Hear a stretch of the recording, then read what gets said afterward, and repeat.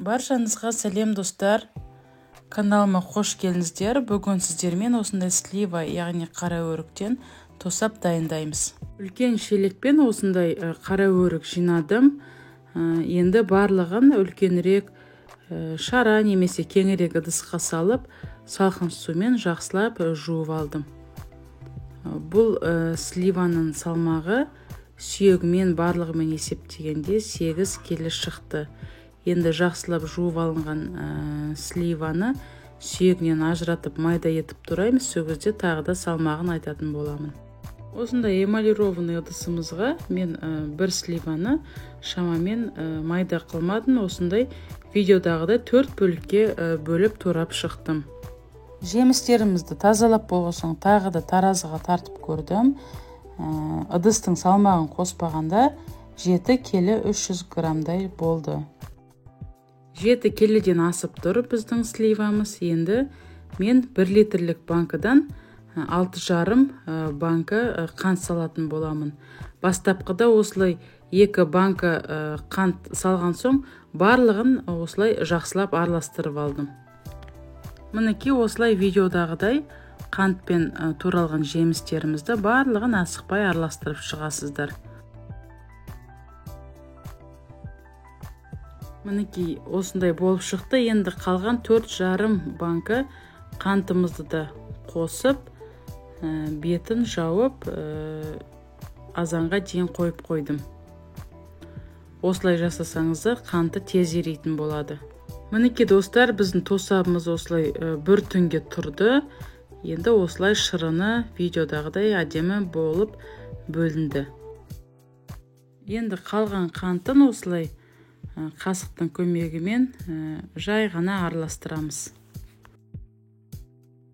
Енді тосабымыз қайнағанша орташа отқа қойдым. Және де түбі жабыс қалмау үшін осылай арасында араластырып тұрасыздар. Көп араластырудың қажеті жоқ.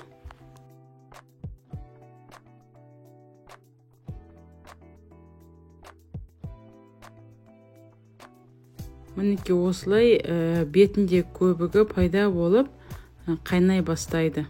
Сол кезде газдың астын ең баяуына қоямыз. Мінекей достар, біздің тосабымыз қайнады. Ең баяу отқа қойып, енді осылай көбігін алып тастаймыз.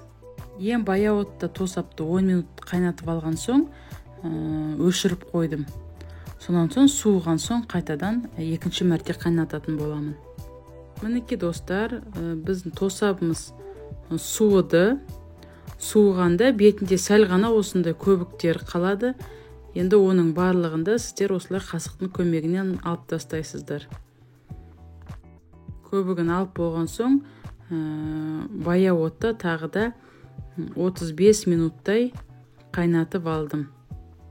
Тосапты осылай екіге бөліп қайнатуымның себебі, бірінші мәрте 10 минут қайнатып суға қойып қойған кезде қанттары жемістің құрамына сіңіп, осылай езілмей, жемістеріміз бүтін болып, тосабымыз әдемі болып шығады. Барлығын қосқанда сонда біздің тосабымыз 45 минуттай қайнады. Енді банкаларымызды міндетті түрде стерильдеп алдым. Онан соң тосабымыз сәл суыған соң банкаларға құйып жаптым. Мінекей достар, көріп тұрғандарыңыздай осылай біздің тосабымыз езілмей, дәмі де өте әдемі болып шықты. Және де барлығы 7,5 литр тосап шықты. 2 литрлік банкілерге құйдым. 3 банка толығымен толды, оларды бұрап жаптым. Ал 4-ші банка толмағандықтан оны тоңазытқышқа қойып қойдым. Осылай қақпағын бұрап, салқын жерде сақтай бересіздер. Мінекей достар, бүгін сіздермен жасаған тосабымыз осындай болып шықты. Видео ұнаса лайк басып, комментарий жазып, каналымды қолдап қойыңыздар.